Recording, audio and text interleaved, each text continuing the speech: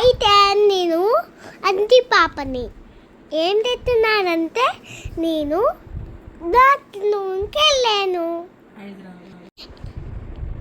నాకు జ్వరం వచ్చింది, అందుకే నేను బయటికి వెళ్ళాక ఎలుకట్టు కూడా తెచ్చుకున్నాను. ఆ ఎలుకట్టెలో ఉన్న మీ అందరు కూడా చూడండి. అయితే నాకు భయం పెట్టింది ఎలుకట్టెట్టినప్పుడు. తర్వాత అంకులు నాకు ఎలుకట్టు బాగా తేటేలు.